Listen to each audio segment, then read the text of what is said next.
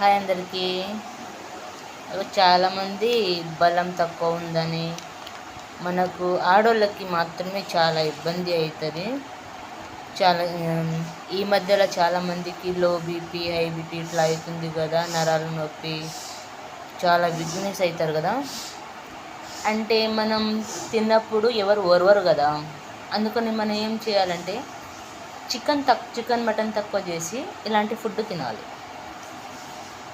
మనకు కాజు, బాదాం, పిస్తా, కిస్మిస్, దీంట్లో కొంచెం ఏమంటారు నువ్వులు అన్నీ కలిపి పాల్లో కలిపి రాత్రి నానబెట్టాలి, పొద్దుగల తినాలి. దీనికి చాలా హెల్తీగా ఉంటుంది.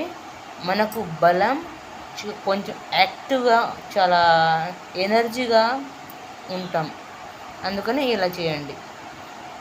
వాళ్ళకు మన ఇంట్లో ఎవరికి ఏ ఇబ్బంది లేకుండా మనం ఎవరి కింద వంగకుండా మన పని మనం చేసుకుంటా ఇలాంటి ఫుడ్ కూడా తినొచ్చు. మంచిగా హెల్త్తో బాగుండొచ్చు. అందుకని ఖచ్చితంగా ప్రతి ఆడోళ్ళు ఫుడ్ మాత్రం మంచిగా తినాలి.